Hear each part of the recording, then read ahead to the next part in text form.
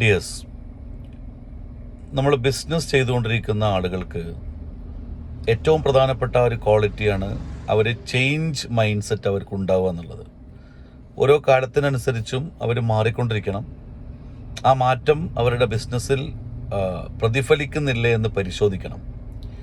ഞാനിത് ഇങ്ങനെ പറയാനുള്ള ഒരു കാരണം, ഇപ്പോൾ ബിസിനസ് ചെയ്യുമ്പോൾ നമുക്കൊരു ടീം വളരെ പ്രധാനമാണ്.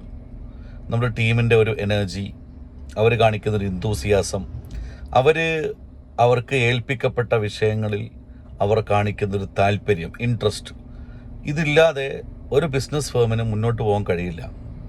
ഇന്ന് ഏറ്റവും വലിയൊരു പ്രശ്നം, ബിസിനസ് ചെയ്യുന്നവർ നേരിടുന്ന വലിയൊരു പ്രശ്നം, ഒരു ടീമിനെ ബിൽഡ് ചെയ്യാൻ പറ്റുന്നില്ല എന്നാണ്.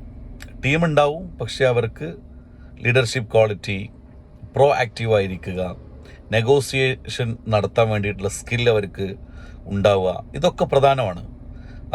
നമ്മുടെ മുമ്പിൽ വരുന്ന, നമ്മെ അപ്രോച്ച് ചെയ്യുന്ന, നിങ്ങളുടെ പ്രോഡക്റ്റ് വാങ്ങാനോ നിങ്ങളുടെ ഫേമിനെ അപ്രോച്ച് ചെയ്യുന്നവരെയോ പറഞ്ഞ് ബോധ്യപ്പെടുത്താൻ സാധിക്കാത്ത പ്രയാസം, ഇങ്ങനെയുള്ള ഒരുപാട് റിസ്ക് ഫാക്ടറുകളുണ്ട്.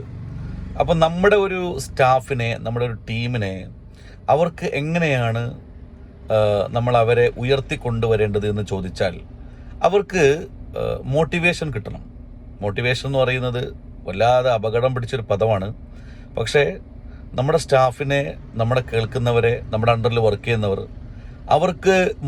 അവർ മോട്ടിവേറ്റഡ് അല്ല എങ്കിൽ സംഭവിക്കുന്നത് ആ മോട്ടിവേഷൻ എന്ന വാക്കിൻ്റെ നേരെ എതിരായിട്ടുള്ള കാര്യമാണ്. അവർ വളരെയധികം ഡീമോട്ടിവേറ്റഡ് ആവും.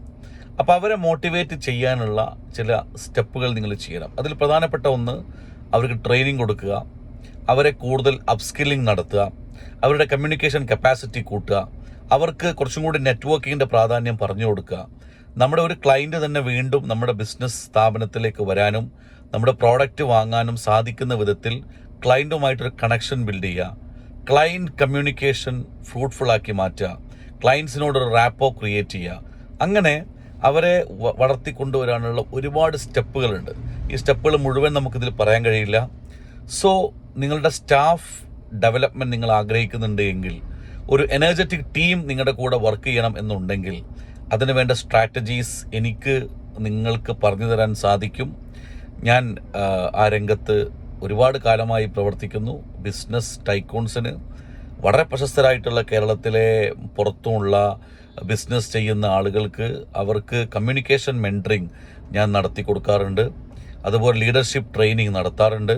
അപ്പോൾ നിങ്ങൾക്ക് നിങ്ങളുടെ ടീം വളരെ ഡീമോട്ടിവേറ്റഡ് ആണ്, നിങ്ങൾ ഉദ്ദേശിക്കുന്ന ലെവൽ, നിങ്ങളുടെ എക്സ്പെക്റ്റേഷനിലേക്ക് വരുന്നില്ല എങ്കിൽ, please conduct a training programme for them and let's motivate them. And അവർക്ക് നമുക്കൊരു 1 year പ്ലാൻ ഉണ്ടാക്കി കൊടുക്കാം.